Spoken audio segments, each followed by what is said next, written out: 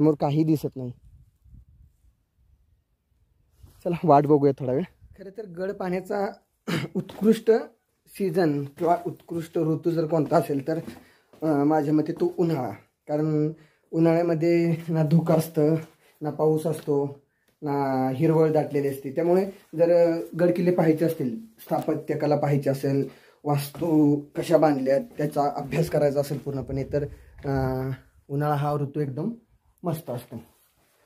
पावसाळ्यामध्ये निसर्ग सौंदर्य खूप छान असतं, परंतु वास्तूंचा अभ्यास वगैरे व्यवस्थित करता येत नाही. ही आहे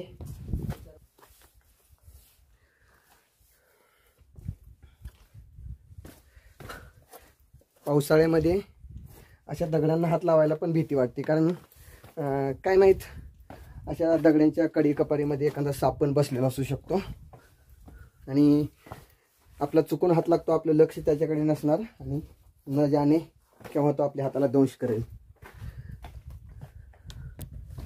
लोहगडवरती गेल्यानंतर एक असाच कदाचित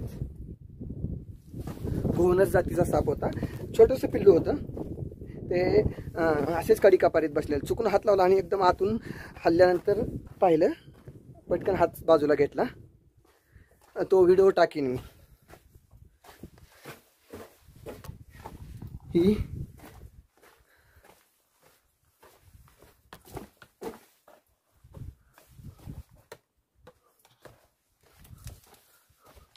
हा कदाचित आळू दरवाजा आहे.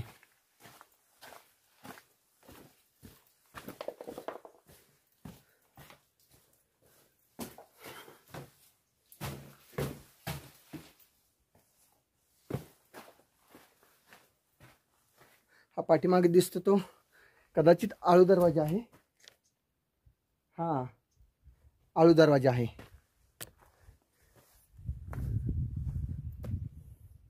जे लोक, जे ट्रेकर्स तोरणा तो राजगड हा ट्रेक करतात, त्यांना हाच दरवाजा वापरावा लागतो. याच दरवाज्याने गडावरती यावं किंवा गडावरून खाली जावं लागतं. कारण असं गेल्यानंतर फिरून हा वाट जाते, ते समोर तोरणाकडे जाते. त्या धुक्यामुळे पाठीमागे दिसत नाही, परंतु त्या साईडला तोरणा आहे. कलश असल्यासारखं नक्षी काम केलेलं आहे या दरवाज्यावरती.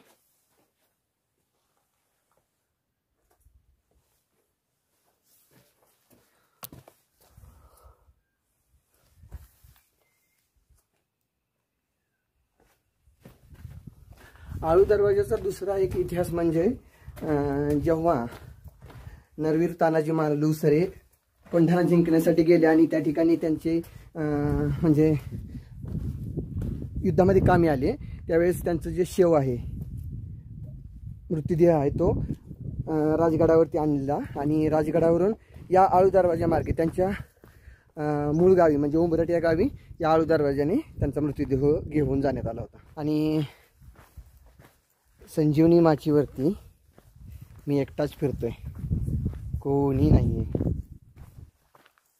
ना बंदा है ना बंदे की परछाई है.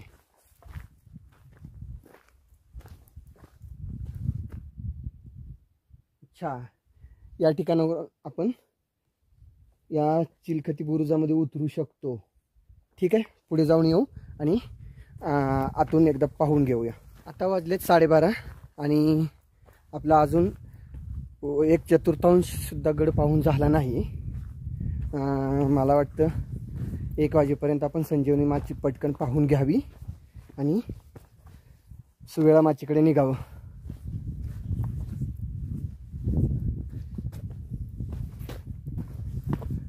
हा संजीवनी माचीवरती असणारा एक चोर दरवाजा.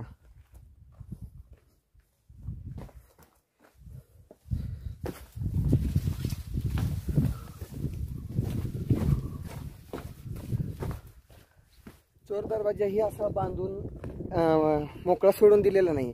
चोर दरवाजा बांधून ही चोर दरवाजाच्या पुढे ना अशी पुन्हा एकदा तटबंदी उभा केलेली आहे. म्हणजे जरी चोर दरवाजा बाहेरून कोणी पाहू शकणार नाही. चोर दरवाजा तर अगदी छोटे असतात, म्हणजे ते कोणाला दिसतच नाहीत. परंतु जरी बाहेरून कोणी सांगितलं की या ठिकाणी असा असा एक दरवाजा आहे, कोणी फुटून सांगितलं तरी बाहेरून समजणार नाही. कारण का तर बाहेरून ही तटबंदी, वरची तटबंदी लांबून पाहिल्यानंतर एक होऊन जाते. हा छोटासा चोर दरवाजा. आणि हा संजीवनी माचीचा बुरुज क्रमांक 1. संजीवनी माची या ठिकाणी संपली. ही आहे संजीवनी माची बुरुज क्रमांक 1. आणि समोर आपलं भगवान निशान जे डौलानं फडकत आहे. इथून पुढे धुक्यामुळे काही दिसत नाही, परंतु समोर पाहिल्यानंतर तोरणा आणि रायगडचे टकमकटोक या ठिकाणावर स्पष्ट दिसते, जर वातावरण स्वच्छ असेल तर. या ठिकाणी ना एक असा मोठा दगड आहे, दगडाला एक मोठे छिद्र बनवले. हे कदाचित त्या काळी जे पहारेकरू आहेत किंवा या ठिकाणी कोणी आहे त्यांच्यासाठी ऊन वारा पाऊस यांच्यापासून संरक्षणासाठी वरून छत देण्यात आलेलं असावं असं माझा अंदाज आहे. कदाचित असेलच. तटबंदी म्हणजे त्याशी वरून रिकामी सोडली नसणार आहे. ही तटबंदीतून बाहेर जाण्यासाठी वाट.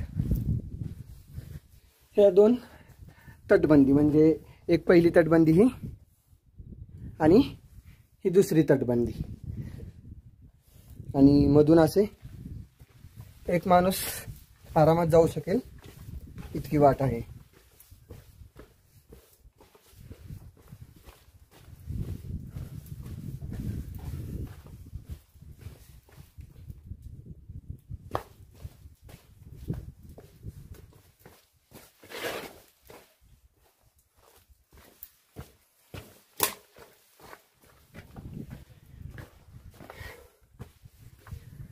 ही आहे दुहेरी किंवा चिलखती तटबंदी.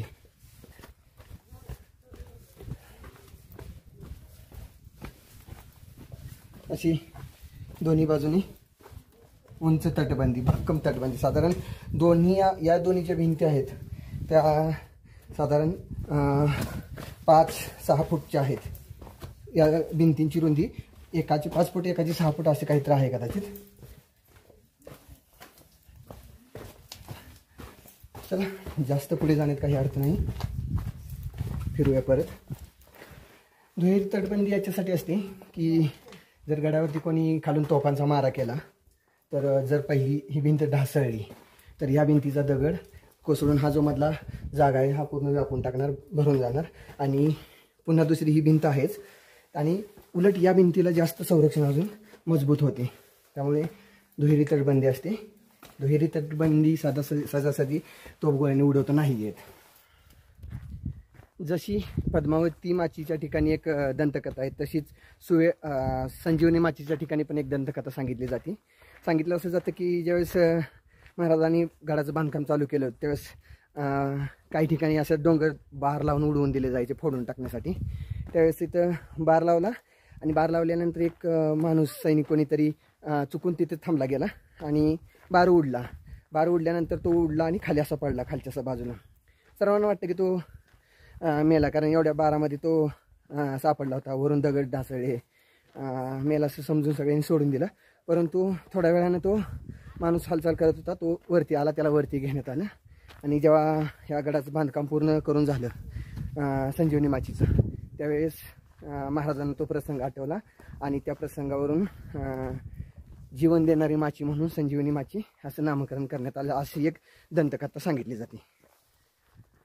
राजगडचा इतिहास जर पाहायला गेलं तर राजगड हा म्हणजे कोणी कोणी बांधून घेतला तर सगळ्यात जास्त बांधकाम हे छत्रपती शिवाजी महाराजांनी केलं. परंतु राजगड हा अस्तित्वात खूप पूर्वीपासून आहे. जसं की सातवाहन काळाच्या आधीपासून हा अस्तित्वात असणारा गड आहे. जसा याला आधी मुरुंब देवाचा डोंगर या नावानं पण संबोधलं जायचं. आणि बालेकिल्ल्यावरती ब्रह्मर्षी ऋषीचे एक मंदिर आहे. म्हणजे ब्रह्मर्षी ऋषीचं वास्तव्य त्या ठिकाणी होतं. त्यावेळेस आता साहजिकच ब्रह्मर्षी ऋषी आहेत म्हणल्यानंतर त्यांना भेटण्यासाठी येण्याची जाण्याच्या लोकांची वर्दळ हळूहळू वाढत गेली. त्यामुळं त्या गडाचा पसारा वाढत गेला त्या ठिकाणचा, म्हणजे बालेकिल्ल्याचा. आणि ज्यावेळेस सातवाहन काळामध्ये खालून जाणारा प्रमुख व्यापारी मार्ग आहे, त्या व्यापारी मार्गाचे संरक्षण करण्यासाठी जागोजाग टेहाळणी बुरुज आणि छोट्या मोठ्या गडांची निर्मिती करण्यात आली. त्यावेळेस सातवाहनांच्या काळामध्ये या गडाची निर्मिती करण्यात आली होती, म्हणजे बालेकिल्ल्याची वगैरे. त्याच्यानंतर आदिलशाहीचा संस्थापक मलिक शाह अंबर यांनी पण थोडेफार बांधकाम केलं. त्यांनीही हा गड ताब्यात घेतला होता.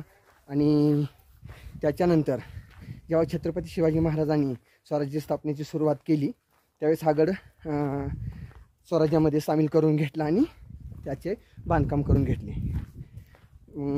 हा गड म्हणजे साधारण खूप मोठा आहे. सुवेळा माची, संजीवनी माची आणि बालेकिल्ला, पद्मावती माची हे 4 टोक आहेत, खूप मोठे आहेत. साहजिकच राजधानीचा गड होता म्हणजे मोठा असावेच लागेल, शंका नाही. परंतु हा गड बांधून म्हणजे इतक्या माच्या इतक्या दूर दूर बांधून घेण्यापाठीमागेही संरक्षणाच्या दृष्टीनेच विचार करण्यात आला होता. जसं की एखादा गड असेल तर त्या गडाच्या शेजारी दुसरा आपला गड किंवा डोंगर जर असेल तर तो कधीकधी आपलाच गड आपल्याच विरोधात उभा राहू शकतो. कसा तर तो गड जर समजा किंवा ती माची, तो डोंगर जर शत्रूच्या ताब्यात गेला तर त्या ठिकाणावरून शत्रू तोफगोळे या गडावरती डागू शकतात.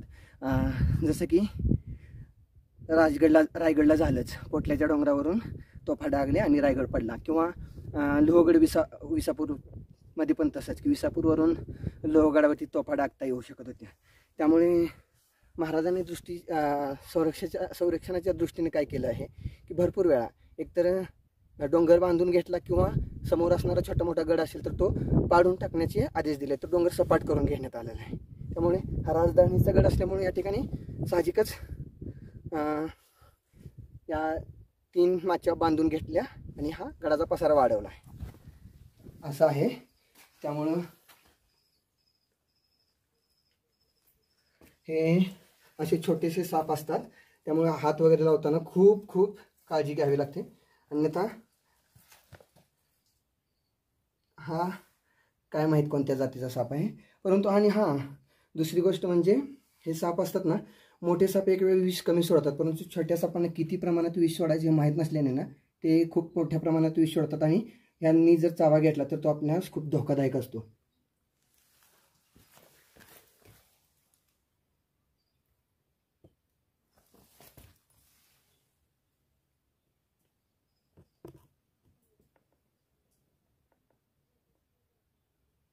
खतरनाक, त्यामुळे खरंच जपून जावं.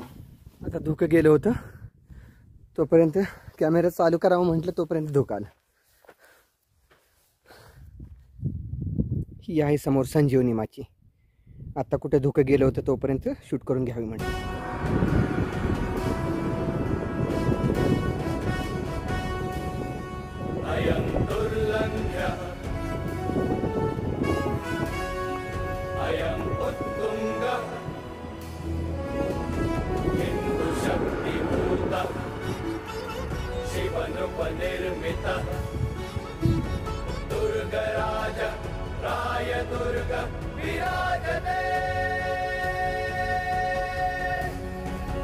संजीवनी माचीच्या तटबंदीला वळसा घालून, वरच्या एका तटबंदीला वळसा घालून आपण जाऊन पोहोचतो. ते हळूहळू आता जाऊया डुबा आणि काळेश्वरी बुरुज या ठिकाणी.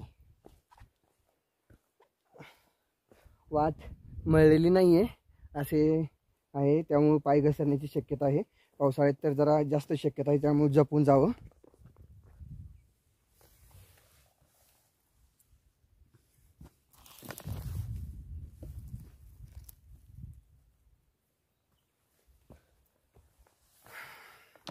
असे जीवजंतू त्यांच्याच एरियात असतात, परंतु बसलेले असतात. आपण आपल्या नादात चालत असतो आणि चुकून त्यांच्यावरती पाय वगैरे पडतो. एक तर 2 गोष्टी होतात. असे खेकडे वगैरे असतील तर बिचाऱ्या जीवाला मुकतात, आणि साप वगैरे असतील तर रागाने आपणास चावा घेतात आणि आपलंच काम तमाम करून सोडतात. त्यामुळे अशा ठिकाणावरून जात असताना काळजी घेणं गरजेचं आहे. खाली तटबंदीमध्ये अजून एक पाण्याचं टाकं. संजीवनी माचीकडून काळेश्वरी बुरुजाकडे जाणारी एक वाट आहे, परंतु वाट ती सापडत नाही. मी वाट चुकलोय आणि वाट चुकलोय. पुढे जाऊन कुठेतरी भेटेल, परंतु हा वेडापणा होईल. वाट अशी घसरडी झालेली आहे, वाट कुठे वाटत नाही. शहाणपणा हा आहे की रिटर्न गेलेलं परवडेल. आपण संजीवनी माची करून सुवेळा माचीकडे चाललेलो. जाताना वाटेत आपल्याला डुबा लागेल आणि पाठीमागे हा बालेकिल्ला आहे. बालेकिल्ल्याला वळसा घालून आपण आता जाऊन पोचू डायरेक्ट डुब्यावरती आणि डुब्यावरून काळेश्वरी बुरुज आणि तिथून सुवेळा माचीवरून पुन्हा आपणास या बालेकिल्ल्यावरती यायचं आहे. हा समोर दिसतो तो काळेश्वरी बुरुज. आपण येऊन पोचले आहोत काळेश्वरी बुरुजाजवळ.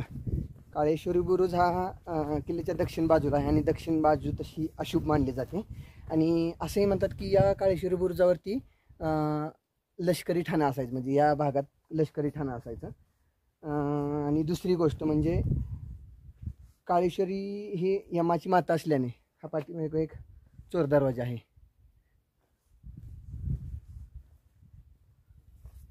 चोर दरवाजा खाली जाऊन बघूया आपण. काळेश्वरी ही यमाची आई आहे असं म्हणलं जातं. ही पाठीमागं काळेश्वरी देवी तिथे आहे, हा बुरुज. त्यामुळे कदाचित या ठिकाणी जर गडावरती कोणाचं निधन झालं तर त्यांचे अंत्यसंस्कार वगैरे कदाचित याच भागात केले जात असावेत असा माझा अंदाज आहे. खाली समोर हा बुरुज.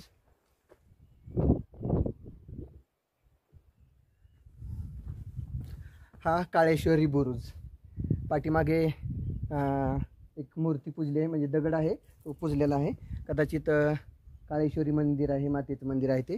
आणि या ठिकाणी एक दीपमाळ आहे छोटीशी, ते वरती दाखवतोय.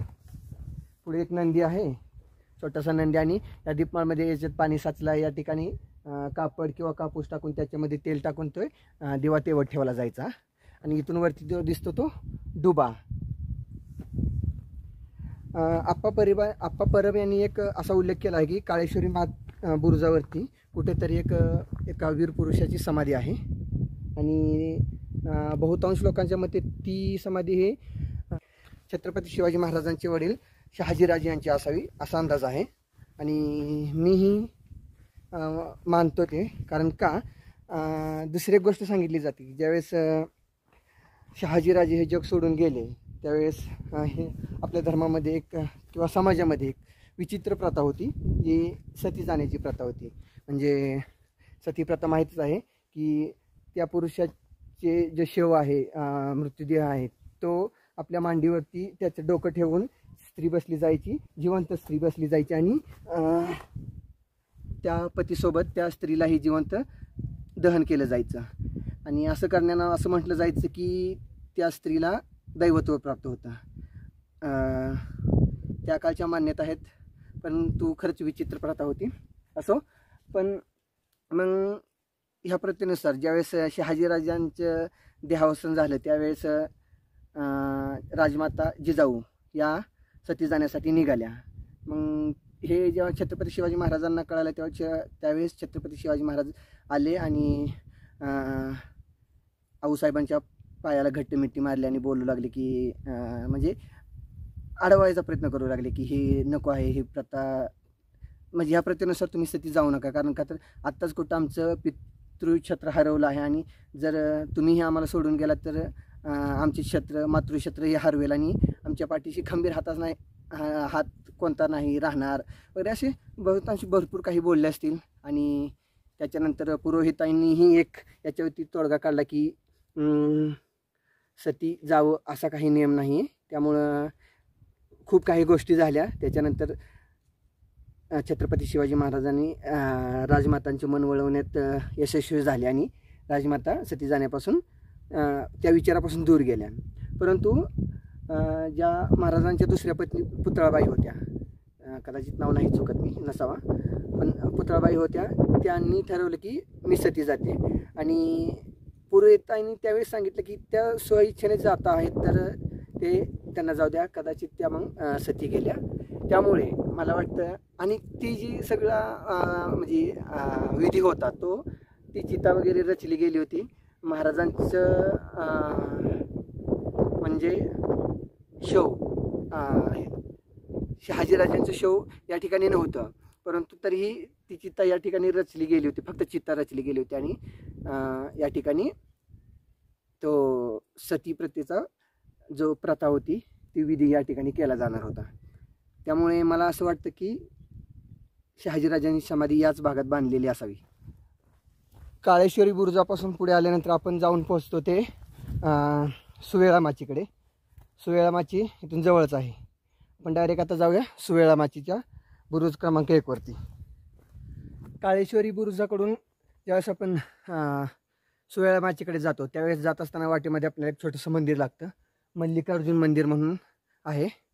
तिथून ॲक्च्युली मल्लिकार्जुन मंदिर आहे, परंतु मंदिरामध्ये बाप्पांची मूर्ती आहे, गणपती बाप्पांची.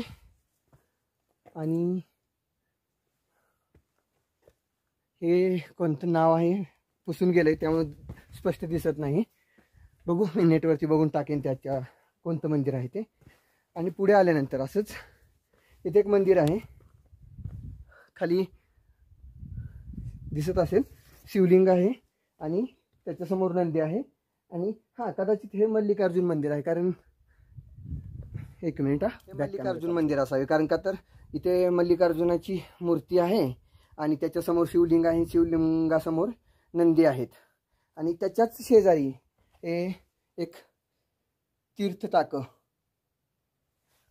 कदाचित या मंदिराच्या अभिषेक किंवा देवपूजेसाठी याच टाक्यातलं पाणी वापरलं जात असावं.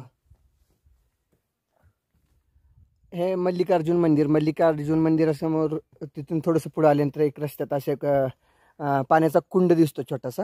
कदाचित हा कुंड घोड्यांना पाणी पाजण्यासाठी वगैरे केलेला असावा. रायगडवरती छत्रपती शिवाजी महाराजांच्या घोड्याला पाणी पाजण्यासाठी एक कुंड आहे, असंच आहे. कदाचित तो आकाराने मोठा आहे, हा छोटासा आहे. आणि साहजिक या ठिकाणी लष्करी तळ असल्यामुळे घोडे वगैरे असणार आणि त्या घोड्यांना पाणी पाजण्यासाठी हा कुंड बनवलेला असेल. बाकीचे कुंड आता अस्तित्वात नसतील, एक आहे साबूत बघण्यासाठी तरी. म्हटल्याप्रमाणे प्रत्येक माचीला वेगवेगळी सदर आहे, तशी ही सदर सुवेळा माचीच्याकडे जाताना असणारी ही सदर. कदाचित ह्या सदरचे जे जोते आहेत आणि बांधकाम आहे एकदम सुस्थितीत आहे. भिंती पण एकदम चांगल्या आहेत. पुन्हा बांधणी केलेली आहे की नाही, त्याच काळात बांधणी केलेली असावी कदाचित, परंतु छान आहे, सुस्थितीत आहे, पाहण्यासारखे आहे. इतर सदर म्हणजे पद्मावती माचीची जी सदर आहे ती तर खूप छान बांधून घेतलेली आहे, तिचे रिस्टोरेशन झालेलं ती आहे, त्याच्यावरती छत वगैरे टाकलेलं, परंतु ही पण रिस्टोरेशन होऊ शकतं चांगलं हिच्यावर. आता आपण जाऊया सुवेळा माचीकडे. सुवेळा माची क्रमांक 1, बुरुज क्रमांक 1 कडे. सुवेळा माची बुरुज क्रमांक 1 आणि याच्या पुढे हा पाठीमागे सुवेळा माचीचा बुरुज क्रमांक 1.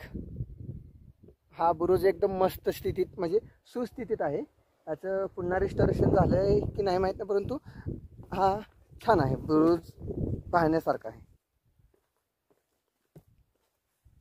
हा जो दरवाजा आता पूर्ण पडझड झाली होती त्याचं बांधकाम पुन्हा केलं आहे. ठीक आहे, आपण जाऊया तिकडे. हा चिलखती बुरुज.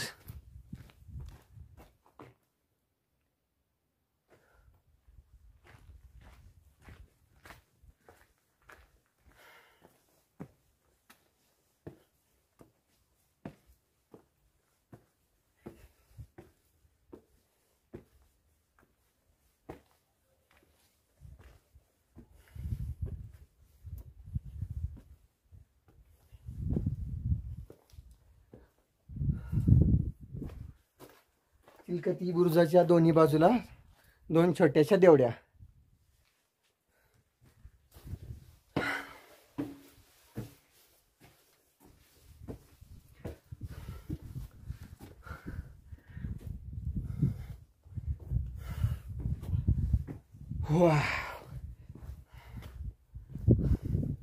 आणि तो समोर दिसतो तो बुरुज क्रमांक 2 सुवेळा माची. आणि हे खाली इथं आहे ते हस्ती प्रतर किंवा वाघबीळ किंवा नेढं म्हणतात. आपण त्या ठिकाणी जाणार आहोत आता.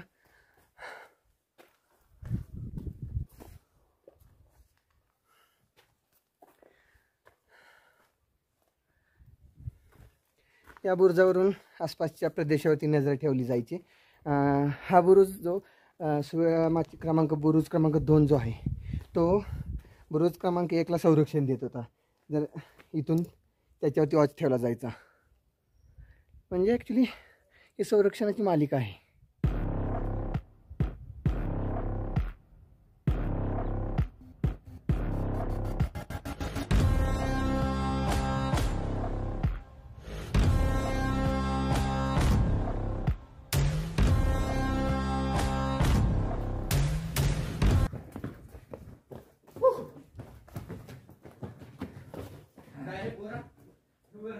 ज्यावेळेस पाठीमागच्या वेळेस आलो होतो त्यावेळेस हा दरवाजा पूर्ण पडला होता.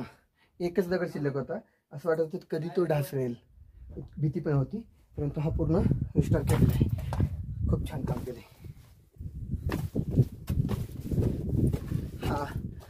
फक्त हा दगड शिल्लक होता. आत हे सगळं पडलेलं होतं. कदाचित मी फोटो टाकेन जर माझ्याकडे असेल तर तो.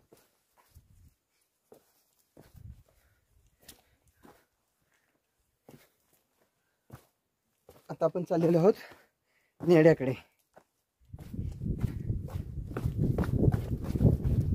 आणि नेड्याकडे जात असताना तटामध्ये अशी गणरायाची मूर्ती आहे.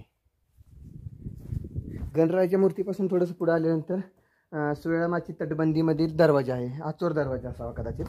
छोटासा दरवाजा आहे. पाठीमागे आहे ते वाघबीळ.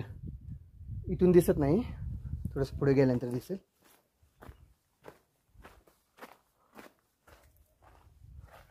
ते वाघबीळ. त्या ठिकाणी जाऊया.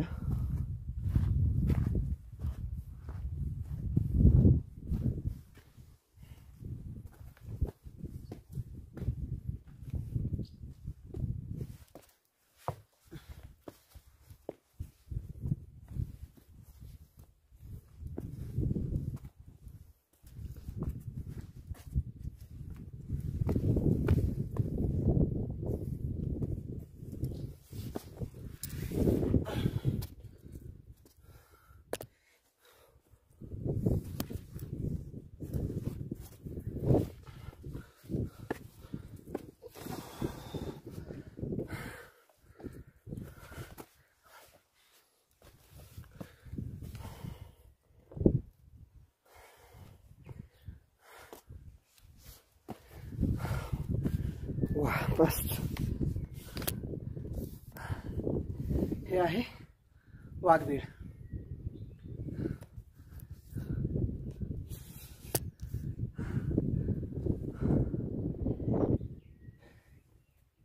एवढी छोटीशी जागा आहे.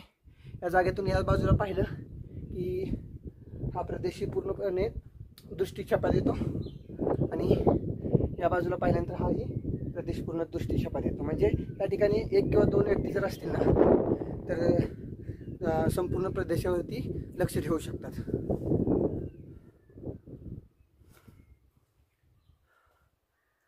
जर आता मस्त आराम करूया या ठिकाणी. तटबंदीमध्ये असा पुन्हा एकदा चोर दरवाजा आहे.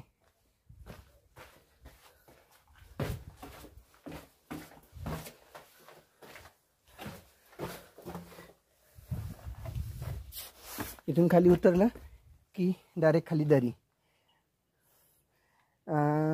इथून उतरायचं असेल तर असं भिंतीला चिटकून उतरावं लागणार किंवा दोर वगैरे सोडून खाली उतरता येत असावं त्या काळामध्ये. चोर दरवाजा पाहून झाल्यानंतर पुढे सुवेळामाची बुरुज क्रमांक 2 लागतो. आणि एका दिवसात जर राजगड पूर्ण बघायचं असेल तर आता तिकडे जायला नको. आता जाऊया डायरेक्ट आपण गुंजवणे दरवाजा पाहू आणि वरती बालेकिल्ला. ही पाठीमागे सुवेळामाची बुरुज क्रमांक 1 आहे, 2 आहे आणि हा पाठीमागे हस्तिप्रस्तर. ॲक्च्युली त्या ठिकाणी जाऊन पाहिल्यानंतर एक हा हत्ती दिसतो. हत्तीचं डोकं सोंड अशी दिसतं. आणि पाठीमागे जो चिलखती बुरुज आहे तो बुरुज म्हणजे हत्तीच्या पाठीवरती ठेवलेल्या अंबारीसारखा सेम दिसतो. ठीक आहे, एवढे लांब आलोच तर जाऊया पुढे थोडंसं. सुवेळामाची सुद्धा दुहेरी तटबंदीचीच आहे.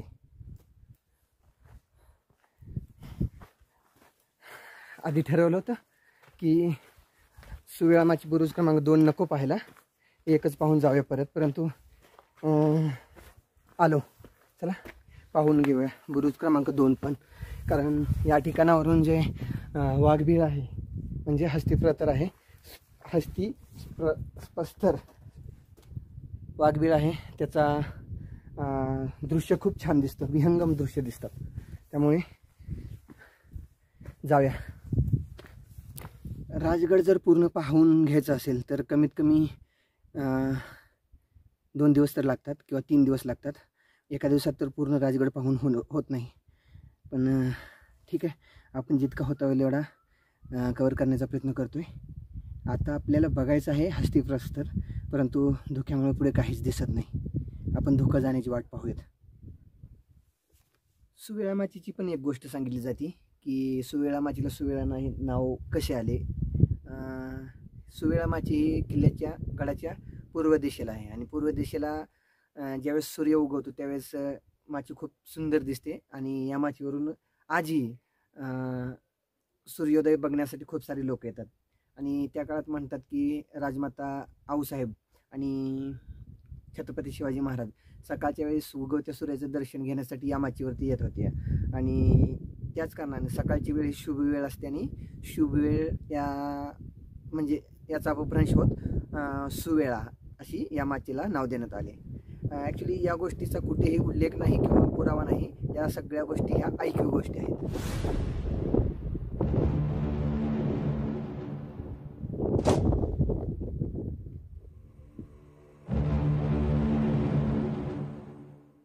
वाव, काय मस्त दृश्य आहे.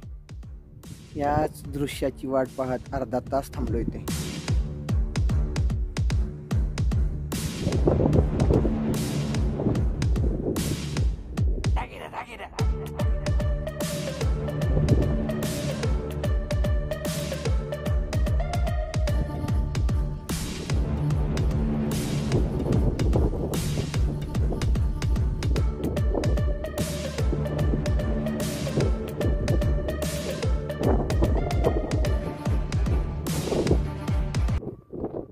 सुवेळामाची आणि पद्मावती माची दरम्यान असे एक बजरंगबलीचे मंदिर आहे. मी ज्यावेळेस आलो होतो पाठीमागच्या वेळेस त्यावेळेस मूर्ती बाहेरच अशी उन्हात होती. आता याला किमान पत्र्याचं शेड तर केलं आहे. ठीक आहे. एक दोरनागिरी हातात उचललेली एक मूर्ती आहे आणि दुसरी मूर्ती आहे ती चपेटदान मारुतीची. छान. चला बजरंगबलीचं दर्शन घेऊया आणि निघूया पुढे. हां, PB द ट्रॅव्हलर. आता आपण चाललेलो आहोत गुंजवणे दरवाजाकडे. जी गुंजवणे गावातून जी वाट येते ती या गुंजवणे दरवाजात येते. ॲक्च्युली हा दरवाजा आता जास्त असा वापरत नाही. या रस्त्याने खूप कमी लोक येतात, क्वचितच येतात. कारण या गुंजन दरवाजातून म्हणजे येण्यासाठी जे गुंजन गावातून वाट येते, गुंजवणे गावातून जी वाट येते ती वाट पुढे जाऊन दुभंगते आणि समोर चोर दरवाजाकडे एक वाट निघते. साधारणपणे सर्व लोक त्या चोर दरवाजानेच गडावरती प्रवेश करतात. गुंजवणे दरवाजाची अवस्था सध्या बिकट अवस्था आहे एकदम.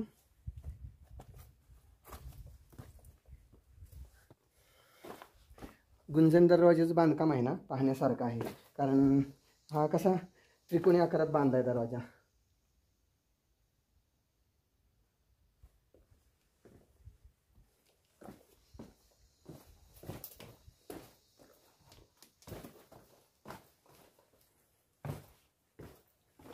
हा आहे गुंजवणे दरवाजा.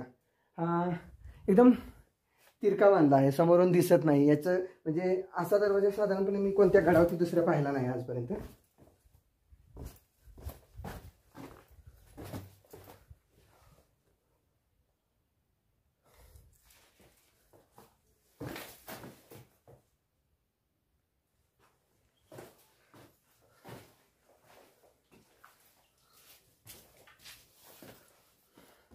हा आहे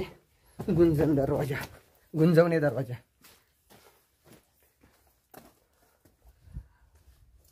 सध्या इकडून बंद केलेला आहे हा दरवाजा, कारण इकडून कोणताच राबता नाही आहे.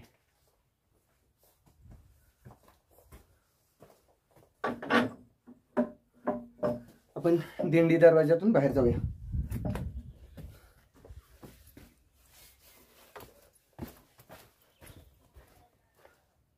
हा गुंजवणे दरवाजा.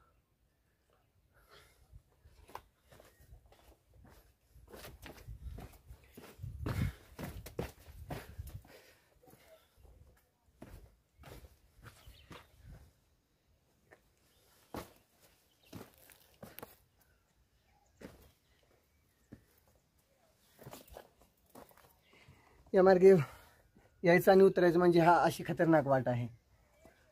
पाय घसरला की डायरेक्ट खाली.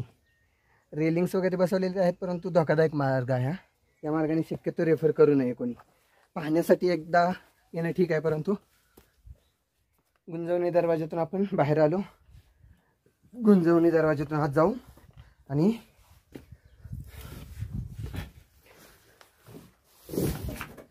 जसा दरवाजा होता तसा बंद करून ठेवू. गुंजवणे दरवाजावरती पण आपण पाहू शकतो की दोन्ही बाजूला 2 हत्ती आहेत, मध्ये एक कलश आहे आणि हत्तींच्या सोंडीमध्ये सुद्धा एक जलकलश आहे. ते पाण्याचा शिरकाव करतायत कलशावरती, परंतु तो मध्ये जे चिन्ह आहे ते कलश असल्यासारखं नाही वाटत, ते वेगळंच वाटतंय काहीतरी. असो,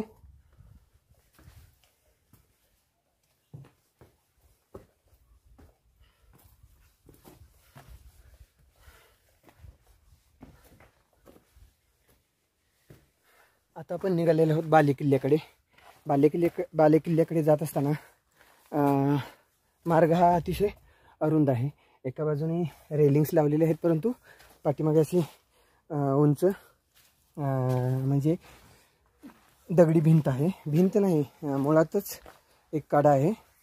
वरून माकडं वगैरे कधी उड्या मारत राहतात, त्यामुळे दगड वगैरे डोक्यात पडण्याची शक्यता असते. त्यामुळे लक्ष ठेवून रस्त्याने जायला हवं. बालेकिल्ल्याकडे जात असताना अशी एक गुफा आहे. जर आपण स्टे करायचं असेल तर या गुहेमध्ये आपण स्टे करू शकतो.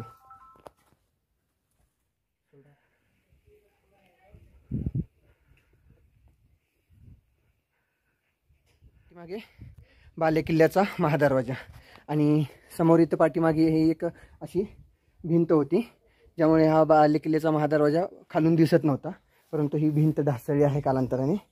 आणि महत्त्वाची गोष्ट म्हणजे ज्यावेळी छत्रपती शिवाजी महाराजांनी अफजलखानाचा वध केला, कोथळा बाहेर काढला आणि त्याचे मुंडके कापून जेव्हा राजमातांना दाखवण्यासाठी आणले, कारण का तर अफजलखानाने महाराजांचे मोठे बंधू संभाजी महाराज यांचा पण वध केला होता. त्यामुळे ॲक्च्युली भोसले घराण्याचा तो शत्रू होता. त्यामुळे ज्यावेळेस त्याचा वध केला तेव्हा त्याचं मुंडकं कापून राजमातांना दाखवण्यासाठी आणलं होतं. त्यांनी पाहिल्यानंतर ते मुंडकं याच बुरुजाच्या म्हणजे या महादरवाजाच्या डाव्या किंवा उजव्या बाजूला कुठेतरी पुरण्यात आलेलं आहे. असं महादरवाजातून पुढे आल्यानंतर लगेचच जननी मंदिर लागतं आपलं. जाऊ आपण त्या मंदिरात दर्शन घेऊया.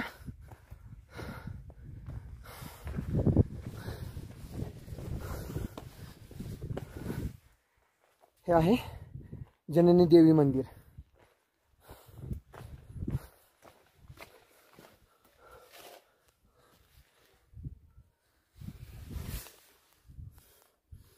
हे बालेकिल्ल्यावरती जात असताना तटबंदीवरून पायऱ्या आहेत अशा.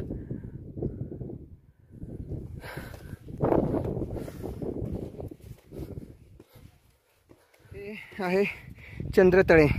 याचा आकार वरून पाहिल्यानंतर चंद्राच्या कोरीसारखा दिसतो, त्यामुळे याला चंद्रतळे म्हणतात. त्याच्या पाठीमागे पलीकडे ब्रह्मर्षी महादेव मंदिर आहे. त्या मंदिरामध्ये एक पिंड ठेवलेलं आहे आणि पिंडीच्या पाठीमागे छत्रपती शिवाजी महाराजांची प्रतिमा ठेवलेली आहे. हे चंद्रतळे आहे आणि चंद्रतळ्याच्या बाजूला आहे ब्रह्मेश्वर महादेव मंदिर.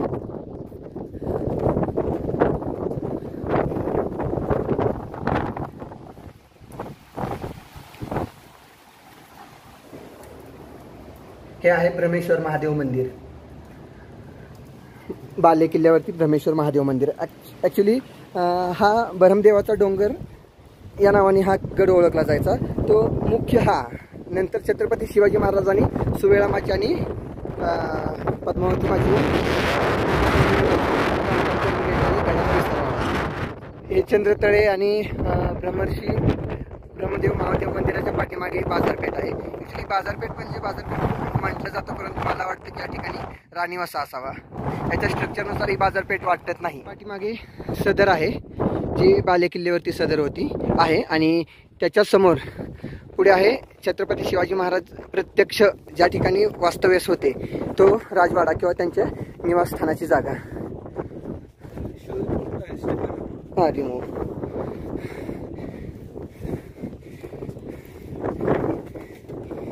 ही ती जागा आहे ज्या ठिकाणी छत्रपती शिवाजी महाराज स्वतः वास्तव्य करत होते, निवासस्थान असं असेल.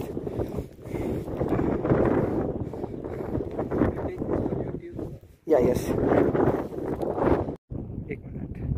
एक मिनिट. हां नो.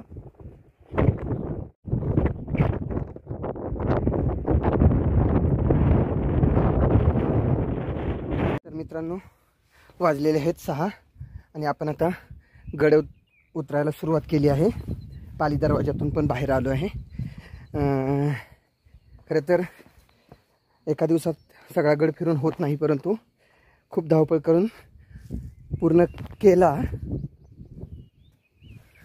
पूर्ण शूट पण केला. ॲक्च्युली खूप चांगल्या प्रकारे शूट करायचा होता मला, परंतु ठीक आहे, धोका असल्यामुळे वगैरे खूप चांगल्या प्रकारे शूट नाही करता आला. बघू. जर तुम्हाला हा व्हिडिओ आवडला असेल आणि या व्हिडिओमधून काही शिकण्यासारख्या गोष्टी भेटल्या असतील तर व्हिडिओला अवश्य लाईक करा, चॅनलला सबस्क्राईब करा आणि शेअर करा. धन्यवाद. जय शिवराय.